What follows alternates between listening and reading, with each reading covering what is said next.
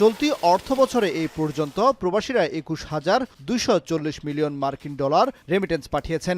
আগের অর্থ বছরে একই সময়ে যা ছিল ১৭,৪৫২ মিলিয়ন মার্কিন ডলার। গত জানুয়ারিতেও ৩১৭ কোটি ডলারের রেকর্ড রেমিটেন্স পাঠিয়েছিলেন প্রবাসী বাংলাদেশিরা। প্রবাসীরা বলছেন, বৈধ কর্মীরা ব্যাংকিং চ্যানেলে রেমিটেন্স পাঠাতে পারলেও অনিয়মিত বা কাগজপত্রবিহীনদের বেছে নিতে হচ্ছে হুন্ডি বা অন্য কোনো অবৈধ পন্থা।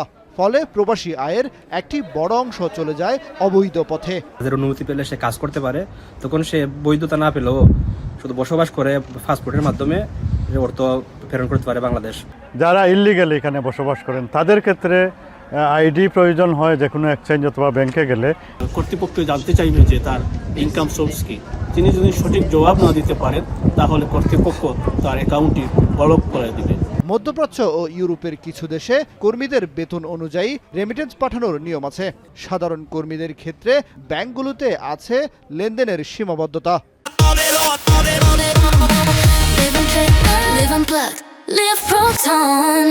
গ্রিস থেকে ন্যাশনাল ব্যাংকের মাধ্যমে মূলত আমরা একজন গ্রাহক তার পাসপোর্ট দিয়ে বাৎসরিক ১৫,০০০ ইউরো সর্বমোট এখান থেকে সেন্ড করতে পারবে এবং একদিনে সর্বোচ্চ ৪,০০০ ইউরো সেন্ড করা যায়। বৈধ শ্রমিক যারা ব্যক্তিগত অ্যাকাউন্টে বাংলাদেশে টাকা প্রেরণ করে তারা এককালীন ১,৬০,০০০ থেকে ১,৭০,০০০ টাকা প্রেরণ করতে পারেন এবং অবৈধ শ্রমিক যারা আছে তারা সেই সুযোগটা থেকে বঞ্চিত। এদিকে বৈধ পথে রেমিটেন্স বাড়াতে বিদেশে থাকা বাংলাদেশি ব্যাংকগুলোকে শ্রমিকদের নিয়ে ক্যাম্পেইন পরিচালনা, দূতাবাসে বিশেষ সেমিনার ও বিদেশে যাওয়ার আগেই কর্মীদের ব্যাংক অ্যাকাউন্ট বাধ্যতামূলক করতে বলছেন শারজাহ ইসলামিক ব্যাংকের সাবেক এই কর্মকর্তা। ইমিগ্রেশন ক্রস করার আগে বা যখন একটা শ্রমিক বাংলাদেশ থেকে ট্রাভেল করবে বাইরে, তখনই তাকে জিজ্ঞাসা করা উচিত বা তার অনেক আগেই তাই সেই কোম্পানি যারা তাকে এমপ্লয় করছে তাদেরকে বলা উচিত they must have a bank account in Bangladesh before the travel to the destination.